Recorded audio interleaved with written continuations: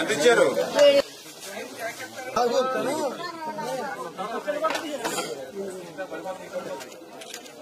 Okay sir.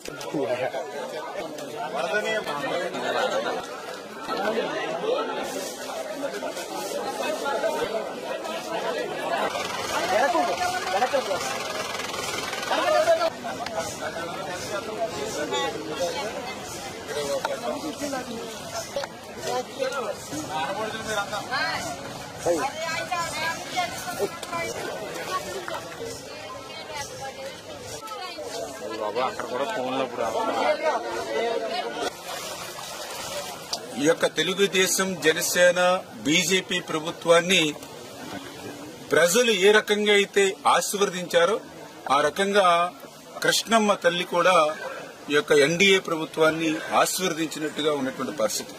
అందుకే గత సంవత్సరం నుంచి అంత ముందు సంవత్సరం కూడా నిండినటువంటి శ్రీశైలం డ్యాము మరి ఈరోజు దాని కెపాసిటీ 215 టీఎంసీలు అయితే ఈరోజు ఆల్రెడీ 203 టీఎంసీల వరకు కూడా నీటి నిండినటువంటి పరిస్థితుల్లో ఏదైతే దానికి 5 స్పిల్వే గేట్లు కూడా ఈ రోజు ఓపెన్ చేసి కిందకి 1,35,000 క్యూసెక్కుల నీరు నాగార్జున సాగర్ ప్రాజెక్టుకి నిన్ననే విడుదల చేయడం జరిగింది.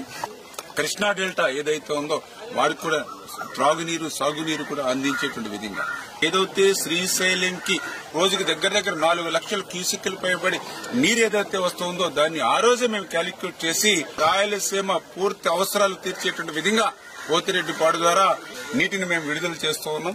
అదేవిధంగా ఏదైతే వెలుగోడు, అదేవిధంగా హంద్రీనివా వాటిని కూడా నీటిని విడుదల చేయమని ఆ రోజే వారం రోజుల క్రితమే ఆదేశించడం జరిగింది. అంచేత ప్రస్తుతం ఏదైతే పోతిరెడ్డిపాడు ద్వారా వెలుగోడు ద్వారా కూడా ఇవాళ రాయలసీమకి సాగునీరు, త్రాగునీరు కూడా వారం రోజుల నుంచి కూడా అందుతూ ఉంది. కాకపోతే ఏదైతే హంద్రీనివా మాత్రం మరి ఏదైతే వారం రోజుల క్రితం విడుదల చేయమన్నప్పటికీ కూడా ఇంకా అక్కడ కొంత నిర్లక్ష్యంగా అధికారులు కొంత వ్యవహరించినటువంటి పరిస్థితి కూడా మా దృష్టికి వస్తుంది. ఏదైతే గత ప్రభుత్వ వాసనలు ఇంకా పోనటువంటి అధికారులు ఇంకా మోస పద్ధతిలో ఉన్నారు, వాళ్ళందరినీ కూడా ఒక్కొక్కరిని మార్చుకుంటూ ముందుకెళ్తామనే విషయాన్ని కూడా ఈ సందర్భంగా తెలియజేసుకుంటూ గత వైఎస్ఆర్సీపీ ప్రభుత్వంలో ఒక పక్క వరదలు ముంచెత్తినా కూడా కనీసం ఆ రోజున్నటువంటి మంత్రులు గాని, ఆ రోజున్నటువంటి ముఖ్యమంత్రి గాని, ఆ రోజున్నటువంటి వైఎస్ఆర్సీపీ ప్రజాప్రతినిధులు గాని కనీసం అధికారులతో సైతం ఈ వరద ముంపు ప్రాంతాల్లో పలకరించినటువంటి వాళ్ళు ఆ రోజు లేరు.